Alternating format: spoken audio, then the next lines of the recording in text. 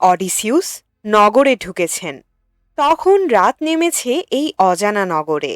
পদে পদে তার দুশ্চিন্তা। পথে একটি মেয়েকে দেখতে পেয়ে বললেন, এই যে মেয়ে, শোনো, আমি এদেশের লোক নই, বাইরে থেকে এসেছি, কাউকে চিনি না এখানকার। আমি রাজবাড়ি যাব, বলে দেবে কি তার পথটা কোন দিকে? মেয়েটির বাড়ি রাজবাড়ির কাছেই। তার স্বভাবটি ভারী মিষ্টি। সে বলল, আমার সঙ্গে আসুন, দেখিয়ে দেব। কিন্তু আপনি যে বিদেশী তা কাউকে আর বুঝতে দেবেন না, কারো সঙ্গে কথা বলবেন না। বিদেশীদের আমরা বড় একটা পছন্দ করি না। অডিসিউস বুঝলেন এ মেয়ে খুব বুদ্ধিমতী। কোনো কথা না বলে তিনি চললেন ওর পিছু পিছু। অডিসিউস দেখলেন নগরটি প্রাচীর দিয়ে ঘেরা। প্রাচীরের ওপরে জাহাজের মাস্তুল সব দাঁড়িয়ে আছে আকাশের দিকে তাকিয়ে। কিছু দূর গিয়েই দেখেন চোখের সামনে জেগে উঠেছে রাজবাড়ি। দেখলেন চমৎকার এক দৃশ্য। দূর থেকেই চোখে পড়ল রাজবাড়ির সামনের সারি সারি ফলের গাছ, ডালিমের, আপেলের, নাশপাতির, ডুমুরের, জলপাইয়ের। এখানে ফল মনে হয় কখনো শেষ হবে না। আসলে তাই। সেসব গাছের একদল ফল দেয় গ্রীষ্মকালে, আরেক দল শীতে। সারা বছর ধরেই ফুল ফুটছে, ফল পাকছে। লতিয়ে উঠেছে আঙুর লতা, থোকা থোকা ঝুলছে আঙুর। একদিক দিয়ে পাকে, আরেক দিক দিয়ে ফলে। তরকারিরও চাষ আছে দেখলেন অডিসিউস। সবুজেরা যেন আপন মনে খেলছে। মাঠের দুপাশে দুটো ঝর্ণা, একটি এঁকে বেঁকে চলে গেছে মাঠের মধ্য দিয়ে, অন্যটি সারা শহরের লোকদের পানির যোগান দেওয়া শেষ করে এখন এসে যেন বিশ্রাম নিচ্ছে রাজবাড়ির কাছে। নিজে না দেখলে সেই দৃশ্যের বর্ণনা দেওয়াও কঠিন। অডিসিউস দেখলেন যে রাজপ্রাসাদের দরজাগুলো সোনা দিয়ে তৈরি। দরজার কাঠামো কাঠের নয়, রূপার। হাতলগুলো সোনার। এগিয়ে দেখেন ভেতরে অনেকগুলো কুকুর, কোনোটি সোনার, কোনোটি রূপার, যেন পাহারা দিচ্ছে সবাই মিলে। ভেতরে ঢুকতেই চোখ পড়ল দেয়ালের পাশে উঁচু উঁচু সব আসন বসানো, প্রতিটি ঢাকা অতি সুন্দর কাপড়ে। রাজবাড়ির মেয়েরা সবাই কাজ করে। কেউ শস্য ভাঙে খুব মিহি করে, কেউ বা তাঁত বনে, কেউ কাটে সুতা। এই দেশে ছেলেদের দক্ষতা যেমন জাহাজ চালানোতে, মেয়েদের দক্ষতা তেমনি গৃহকাজে। এর মধ্য দিয়ে অডিসিউস ঢিপ ঢিপ করা বুকে এগিয়ে গেলেন সামনে। দেখেন সোনার তৈরি যুবকেরা সব মশাল ধরে দাঁড়িয়ে আছে, আর গণ্যমান্য ব্যক্তিরা সব খেতে বসেছেন একসঙ্গে। সিংহাসন দেখে অডিসিউস রাজাকে চিনলেন, চেহারা দেখে রানীকে। সোজা চলে গেলেন সেদিকেই। রাজাকে পার হয়ে রানীর সামনে এসে হাঁটু গেড়ে বসে হাত ধরলেন রানীর। হঠাৎ এমন একটা ঘটনা দেখে থ মেরে গেছে সবাই। কারো মুখে রা নেই। কাউকে কোনো কথা বলার সুযোগ না দিয়ে অডিসিউসই শুরু করে দিলেন তার নিজের কথা। বললেন, মহারানী, দয়া করে আমার কথাটি শুনুন। আমি এসেছি আপনাদের কাছে সাহায্য চাইতে। আপনার অতিথিদের কাছেও আমার একই আবেদন। আমি দেশ ছাড়া পথ হারা এক পথিক। আমার প্রার্থনা, আপনারা আমাকে আমার দেশে পাঠিয়ে দেবার একটা ব্যবস্থা করুন। আবেদন শেষে রাজা রানীর সামনে ওই মেঝের ওপরেই বসে পড়লেন অডিসিউস। দেখা গেল কেউই কোনো কথা বলছেন না। বোধ করি বিস্ময় কাটছে না তাদের। শেষে একজন কথা বললেন। বয়সে বৃদ্ধ তিনি, ধনী জ্ঞানে ও অভিজ্ঞতায়। কথা বলেন চমৎকার। তিনি বললেন, রাজা আলসিনোস, এটা কিন্তু ঠিক হচ্ছে না। ইনি আগন্তুক, ধুলোতে বসে আছেন। আপনার উচিত একে উঠে বসতে বলা, এর জন্য খাবার আনতে হুকুম করা। আমরা সবাই তো অপেক্ষা করে আছি আপনি কি বলেন সেটা শোনার জন্য। আলসিনোসের তখন খেয়াল হলো। অডিসিউসকে হাত ধরে তুললেন তিনি। রূপার তৈরি আসনে বসতে দিলেন তাকে। রাজপুত্রদের একজন উঠে গেল রাজার ইশারায়। সেই আসনেই বসলেন অডিসিউস। হাত ধোয়ার পাত্র এলো, টেবিল এলো সামনে। তারপর এলো অত্যন্ত সুস্বাদু সব খাবার। রাজা বললেন, আপনারা সবাই ফিসিয়ানদের চালক ও পরামর্শদাতা। রাত তো এখন অনেক হয়েছে, খাওয়া দাওয়াও শেষ হয়েছে আমাদের। আজ এ পর্যন্তই থাক।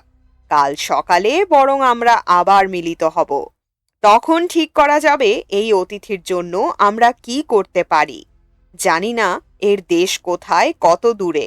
যেখানেই হোক, যত দূরেই হোক, যাতে তিনি সহজে নিরাপদে দেশে পৌঁছতে পারেন তার ব্যবস্থা অবশ্যই করা যাবে। আমরা ব্যবস্থা করব, সঙ্গে লোকও দেব, একে নিজের দেশে পৌঁছে দেব। তবে আর একটা কথা, এমনও তো হতে পারে যে ইনি আদপে মানুষই নন, মানুষের ছদ্মবেশ ধরে এসেছেন।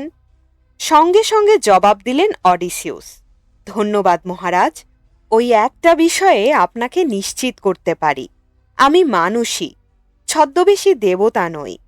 আমার দুঃখের লম্বা ফিরিস্তি দিয়ে আমি আপনাদের বিরক্ত করতে চাই না। কষ্টে কষ্টে আমার হৃদয় শক্ত পাথর হয়ে যাওয়ার কথা। তবু ওই যে আপনাদের সামনে খাবার খেলাম অমন গপ গপ করে, সে শুধু এই জন্যই যে আমি মানুষ, আর মানুষের পক্ষে ক্ষুধার চেয়ে বড় কোনো মুনিব নেই। প্রার্থনা এখন আমার কেবল একটাই, কাল সকালেই আপনাদের এই ভাগ্যাহত অতিথির যাত্রার ব্যবস্থাটা করুন। এখন একটিমাত্র ইচ্ছাই শুধু বেঁচে আছে, দেশের মাটিতে আপনজনের মাঝখানে যেন আমি মরতে পারি, ব্যাস, আর কিছু নয়। অডিসিউসের কথা বিফলে গেল না, মনে হলো খুশি হয়েছেন সবাই। এক বাক্যে সবাই মিলে রায় দিলেন যে একে স্বদেশে পাঠানোই ঠিক। তারপর তারা বিদায় নিলেন পরস্পরের কাছ থেকে, চলে গেলেন যে যার বাড়ি। রইলেন শুধু রাজা আলসিনোস আর রানী এরেতি এবং তাদের সঙ্গে বসে সাহায্য প্রার্থী অডিসিউস। নারী গৃহকর্মীরা খাবারের পাত্রগুলো সরিয়ে নিচ্ছিল। এরা তিনজন কথা বলছিলেন। রানী প্রথমে বললেন কথা। অডিসিউসের গায়ে তিনি তার পরিচিত জামাকাপড় দেখে ভারী অবাক হয়েছেন, সেজন্য সরাসরি প্রশ্ন করলেন তিনি। বললেন, কিছু মনে করবেন না, আমি সরাসরি জিজ্ঞেস করছি আপনাকে, আপনি কে, কোথা থেকে এসেছেন, গায়ের জামা কাপড়গুলোই বা পেলেন কোথায়? আপনি না বললেন যে আপনি এখানে এসেছেন ঘটনাচক্রে? সতর্কভাবে তখন জবাব দিলেন অডিসিউস। বললেন আপন কাহিনী। মহারানী, শুরু থেকে শেষ পর্যন্ত আমার কাহিনী একটানা দুর্ভোগেরই কাহিনী। সেটা শুনতে গেলে আপনি বিরক্ত হবেন। সংক্ষেপে আমি আপনার প্রশ্নের জবাব দিচ্ছি। ওই যে সমুদ্র আপনাদের দেশকে ঘিরে রেখেছে, ওই সমুদ্রেরই এক অজানা কোণে দ্বীপ আছে একটি। সেখানে জনপ্রাণী নেই, আছেন কেবল ক্যালিপসো, দেবী তিনি, সৌন্দর্যে তুলনাবিহীন, কিন্তু অন্যদিকে আবার ভীষণ ভয়ঙ্কর। তার ভয়ে সে দ্বীপে মানুষ তো ঘেঁষেই না, দেবতারাও পা দেন না। অথচ এমনই কপাল আমার যে সেই দ্বীপে গিয়েই আছড়ে পড়েছিলাম আমি। না, কোনো সঙ্গী ছিল না আমার। সঙ্গী যারা ছিলেন, একসঙ্গে জাহাজে ছিলাম যাদের সঙ্গে, তারা নিশ্চিহ্ন হয়ে গেছেন। মাঝ সমুদ্রে বজ্রের আঘাতে ছিন্ন ভিন্ন হয়ে গেল জাহাজ। কেবল আমিই বাঁচলাম কোনো মতে।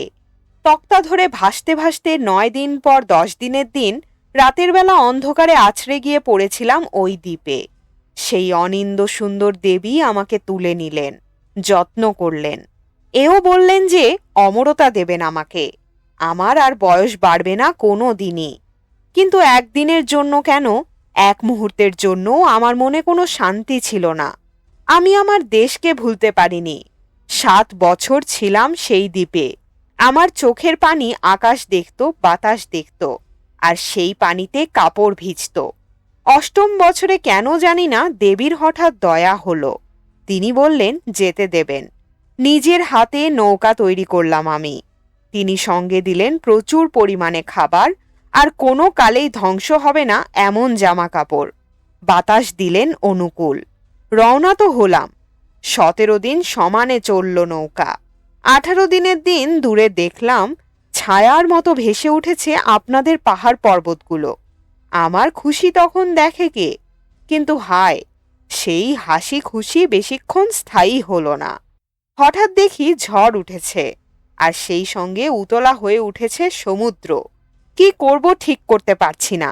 এমন কি ঘটেছে সেটা বুঝে ওঠার আগেই চোখের সামনে দেখলাম নৌকাটা ভেঙে একেবারে টুকরো টুকরো হয়ে গেল। তবু পানিতে মাছের মতো সাঁতরে কোনো মতে বেঁচে রইলাম। তারপর বাতাস ও স্রোতের মুখে চলে এসেছি আপনাদের তটভূমিতে। কিন্তু পাড়ে উঠবার চেষ্টা করে দেখি না, সে উপায় নেই। তাই আবারও সাঁতরাতে থাকলাম। শেষে একটা নদীর মুখ পেয়ে সেখানে ঢুকে ওঠার মতো জায়গা পেলাম একটু। জায়গাটা পাহাড়ি নয়, বাতাস যে আক্রমণ করবে তেমনও নয়। কোনো মতে পাড়ে উঠে আশ্রয় খুঁজলাম। এরই মধ্যে রাত এলো নেমে। একটা ঝোপের ভেতর ঢুকে এলিয়ে দিলাম শরীর। সারা রাত অজ্ঞানের মতো ঘুমিয়ে অনেক বেলায় ঘুম থেকে উঠেছি। সত্যি কথা বলতে কি, সূর্য তখন ওঠার দিকে নয়, ডোবার দিকেই বরং। ঘুম ভাঙলে দেখি রাজকন্যার সঙ্গিনীরা বল নিয়ে ছোটাছুটি করে খেলছেন। স্বয়ং রাজকন্যাও আছেন তাদের সঙ্গে। রাজকন্যাকে দেখে তো প্রথমে মনে হয়েছিল কোনো দেবীকে দেখছি বুঝি। তার কাছেই আবেদন করেছিলাম সাহায্যের জন্য। চমৎকার বিচক্ষণতা তার। তিনি খাবার দিয়েছেন, জামা কাপড় দিয়েছেন। এই হলো বৃত্তান্ত আমার। রাজা আলসিনোস বললেন, রাজকন্যা যা করেছে ঠিকই করেছে, তবে অপরাধ করেছে একটা।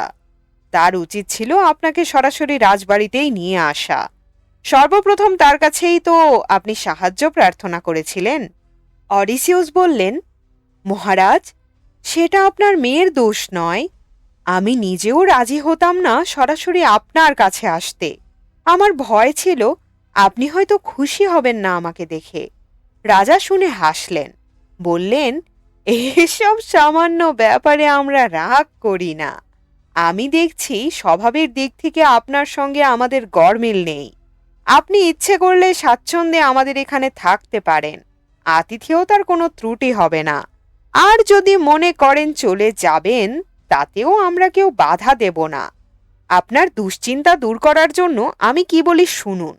আমি বলি, আপনি যদি চান কাল সকালেই রওনা হতে পারেন। আপনি জাহাজে যাবেন। আমাদের সুদক্ষ নাবিকেরা টানবে তার দ্বার। ঘুমাতে ঘুমাতে চলে যাবেন। দূরত্বের প্রশ্ন নেই। সমুদ্রের শেষ প্রান্তেও যদি হয় আপনার দেশ, তবুও আপত্তি নেই আমাদের। আমরা পৌঁছে দেব আপনাকে। আপনি দেখবেন আমাদের নাবিকদের দক্ষতা। ধৈর্য ধরে শোনেন অডিসিউস। তার বুক ভরে ওঠে আশায়। কথাবার্তা যখন চলছিল তারই ফাঁকে নির্দেশ দিয়েছিলেন রানী এরিতি। গৃহকর্মীরা লেগে গিয়েছিল কাজে। মশাল হাতে নিঃশব্দ তৎপরতা তাদের। সুন্দর খাট এনে বিছিয়ে দিল একটা। ভারী বিছানা দিল পেতে। ওপরে পারল চাদর। এনে রাখল গরম কম্বল। সব কাজ শেষ হলে অডিসিউসের কাছে এসে বলল তারা, আপনার বিছানা তৈরি, ইচ্ছা করলে ঘুমোতে পারেন। আর তখনই বুঝলেন অডিসিউস, ঘুমানো তার জন্য কি ভীষণ প্রয়োজন। এত সব বিপদ ও উদ্বেগের শেষে রাতের বেলা নিশ্চিন্তে আরামে ঘুমালেন তিনি। শুনছিলেন মহাকবি হোমারের ওডিসি মহাকাব্যের একটি দীর্ঘ কাহিনীর ছোট্ট অংশ, অতিথি। অতিথি গল্পের রূপান্তরকারী সিরাজুল ইসলাম চৌধুরী। অংশটি পাঠেছিলাম আমি তাফান্নুম তানজিম শিফা। অনুবাদ ও এর পাঠ সম্পর্কিত যে কোনো মতামত এবং পছন্দের কোনো গল্প, কবিতা, উপন্যাস, নাটক আমার কণ্ঠে শুনতে আগ্রহী হলে কমেন্ট করে জানান। গল্প ভালো লাগলে বন্ধুদের সাথে শেয়ার করুন, কারণ ভিউ, লাইক, সাবস্ক্রাইব প্রতিনিয়ত আমাদের কন্টেন্ট তৈরিতে অনুপ্রেরণা যোগায়। আমাদের আজকের আয়োজন এখানেই শেষ। সবাই সুস্থ থাকুন, শুনতে থাকুন গল্পযোগ।